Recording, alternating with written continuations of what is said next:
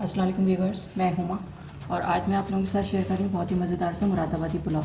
बहुत ही अच्छी खुशबू आ रही है इसकी, पूरा मेरा लाउंज और किचन महक रहा है। और आप देख सकते हैं कितने ज़बरदस्त बने हैं, खिले खिले चावल हैं। आप इसे सलाद के साथ, ग्रीन रायते के साथ सर्व करें, बहुत ही टेस्टी लगता है ये। और बहुत आसान तरीके से मैंने इसको बनाया है। तो ये बहुत ही मज़ेदार सा मुरादाबादी पुलाव बनाने के लिए जो हमें चीज़ें चाहिए और इसे मैंने किस तरह से बनाया, तो चलो फिर मैं आपको बताती हूँ।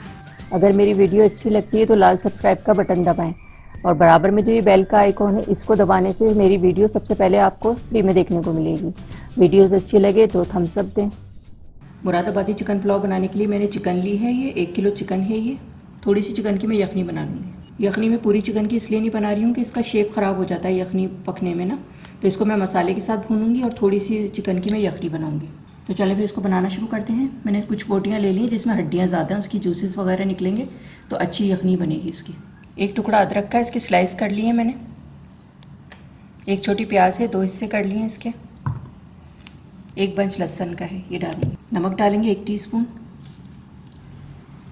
साबुत गरम मसाला और सौंफ धनिया है।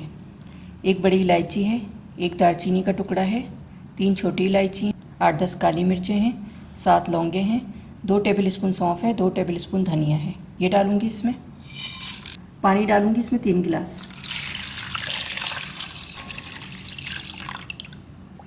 यखनी को मैंने चूल्हे पे रख दिया है बनाने के लिए। 15 से 20 मिनट के लिए मीडियम आंच में मैं इसको रख रही हूँ। थोड़ा सा खुला रखूँगी इसको। मुरादाबादी पुलाव बनाने के लिए मैंने ये राइस लिए हैं 750 ग्राम। इसको मैं वॉश करके आधे घंटे के लिए भिगो दूँगी। बासमती राइस है ये।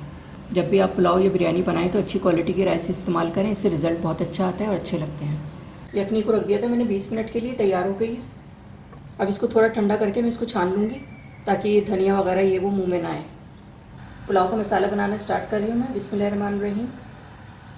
3/4 कप मैंने ये ऑयल लिया है। ऑयल गर्म हो गया है। 3 मीडियम साइज़ की प्याज है, इनको मैंने स्लाइस में कट कर लिया है। हिला के डालेंगे इसको।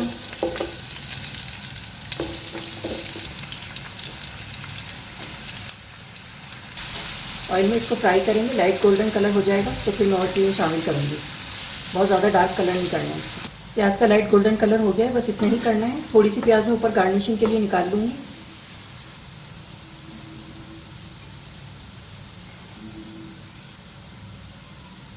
ये मैंने प्याज निकाल ली है, ऊपर से गार्निश करूँगी। साबुत गरम मसाला डालूँगी। 1 टीस्पून ज़ीरा है, 2 तेज़ पत्ते हैं छोटे, 6-7 लौंगे हैं, 6-7 काली मिर्चें हैं, 5 छोटी इलायची है, 2 बड़ी इलायची और 1 दालचीनी का टुकड़ा। इससे बड़ी अच्छी खुशबू आती है पुलाव में। फ्राई करेंगे इसको।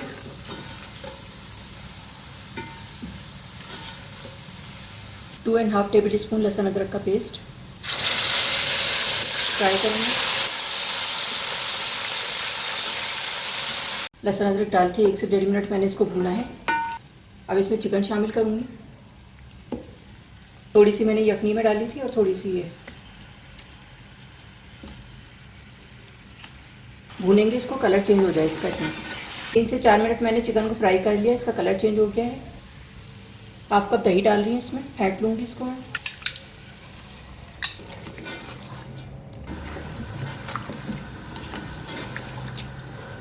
हाफ टी स्पून गरम मसाला पाउडर डाल रही हूँ, 1.5 टीस्पून नमक, 1 टीस्पून जायफल जावित्री, 6-7 छोटी वाली हरी मिर्चें। अब इसकी भुनाई करूँगी। भुनाई करके चिकन को गलने के लिए रखूँगी।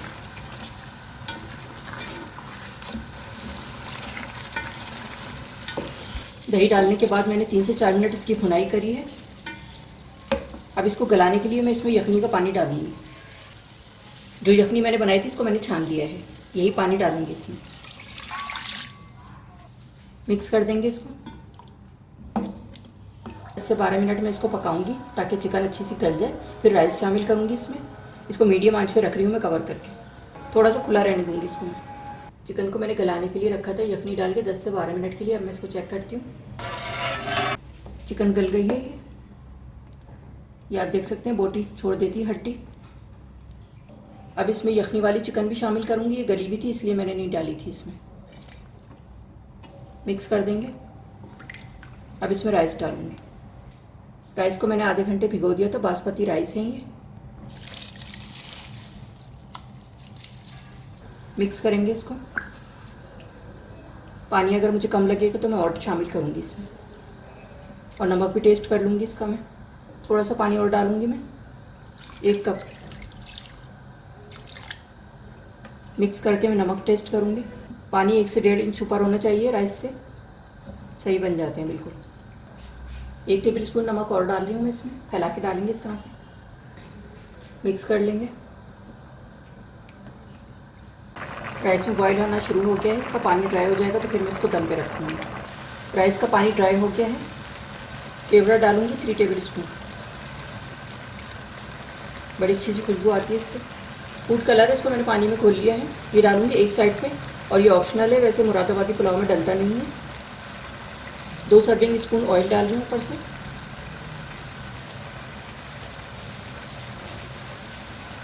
ब्राउन प्याज डालूँगी।